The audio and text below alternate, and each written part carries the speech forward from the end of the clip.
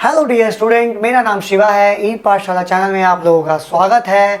जैसे कि आप सब लोग जानते हैं, क्लास 9th के मैथ्स की सीरीज को आगे बढ़ाते हुए हम लोग पहुंच चुके हैं अपने एक्सरसाइज 2.4 के थर्ड क्वेश्चन में। जी हाँ, इस वीडियो में हम लोग पूरा कवर करने वाले हैं अपने थर्ड क्वेश्चन के तीनों पार्ट्स। सो प्लीज़ जिन बच्चों ने भी इससे पहले वाले क्वेश्चन नहीं देखे या फिर नहीं जिन बच्चों को आता, सो मेरी रिक्वेस्ट है पहले जाइए और आप उन वीडियो को देख कर आइए ताकि आप लोगों का थोड़ा बेसिक्स और अच्छे से स्ट्रांग हो जाए और ये आने वाली वीडियो आप लोगों को बहुत ईजी तरीके से समझ आ जाए।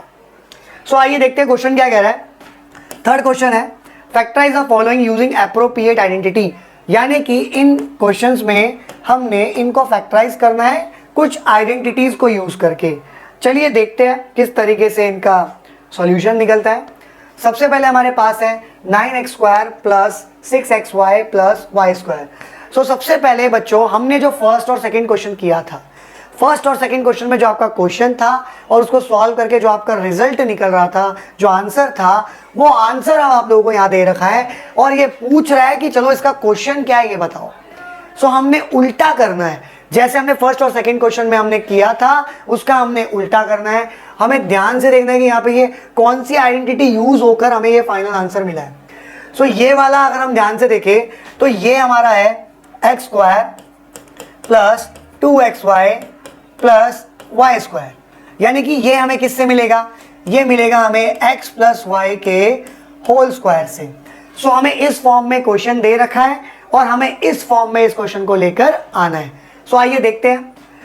इसको कंपेयर करूं तो बेटा 9x² किसका स्क्वायर होगा? 3x का। तो मैं लिख सकता हूं 3x का स्क्वायर प्लस बीच वाला नंबर, बीच वाला टर्म ऐसे ही छोड़ दो। पहले लास्ट वाला टर्म देखो बच्चों, लास्ट वाला टर्म है आपके लिए y²। y किसका स्क्वायर होगा? ऑब्वियसली बात है y का स्क्वायर होगा।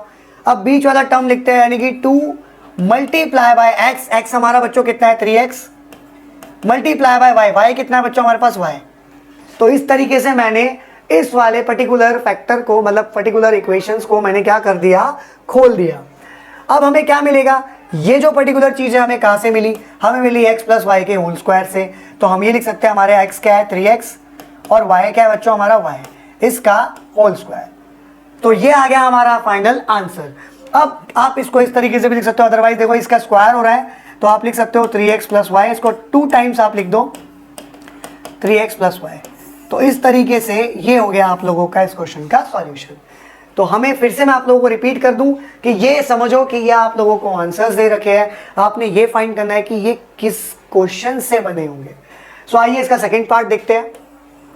इसका सेकंड पार्ट है हमारे लिए 4y² माइनस 4y प्लस 1। ये भी इसी पर्टिकुलर फॉर्मूले से ही निकला है। तो फॉर्मूला मैं यहाँ लिख देता हूँ। ये निकला है x² minus 2xy plus y² से, जो x माइनस वाई का होल स्क्वायर के इक्वल है। सो यहाँ पे 4y को मैं कैसे लिख सकता हूँ? लिख सकता हूँ 2y का होल स्क्वायर। बीच वाला नंबर एज इट इज रहने दो, लास्ट वाला नंबर देखो y। y क्या है बच्चों आपका? y का स्क्वायर। 1 किसका स्क्वायर होगा बच्चों? 1 का ही स्क्वायर होगा। तो अब यहाँ पे लिखेंगे माइनस 2 इंटू एक्स हमारा आ गया 2y इंटू वाई हमारा आ गया 1। सो ये चीज इक्वल टू किसके होगी? x और y। x हमारा ये है 2y और y है हमारा 1। तो मैं लिख सकता हूँ ये इक्वल है किसके? 2y माइनस 1 के होल स्क्वायर के। इसको 2 टाइम्स लिख देंगे 2y माइनस 1, 2y माइनस 1। तो इस तरीके से आप लोगों को क्वेश्चंस सॉल्व करने हैं। बहुत इजी है। 9th क्लास में जो पॉलिनोमियल चैप्टर है बच्चों, सारा कुछ आइडेंटिटी का खेल है। आइडेंटिटी अगर आप लोगों को अच्छे से प्रिपेयर हो चुका है या फिर आइडेंटिटी को आप अच्छे से याद कर लोगे तो आपके सारे क्वेश्चंस बहुत चुटकियों में हो जाएंगे। आइए अपने अगले क्वेश्चन पे चलते हैं। x² minus y² 100। देखिए साफ साफ यहाँ दिख रहा है, यहाँ फॉर्मूला लगा है a² माइनस b² का। और ये हमको कहाँ से मिलता है बच्चों? a plus B, a minus B से। आइए a² यानी कि x का स्क्वायर, x किसका स्क्वायर होगा भैया? x का ही स्क्वायर होगा।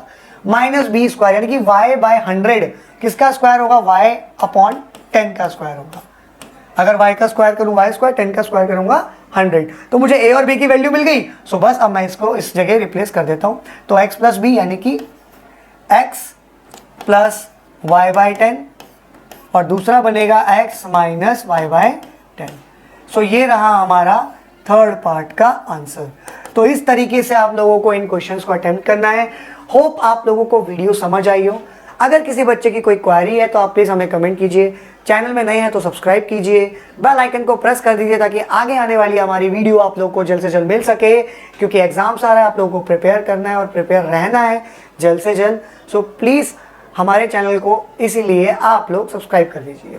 सो मिलते हैं आप लोगों से अगली वीडियो में। मेरा नाम शिवा है। सी यू सून।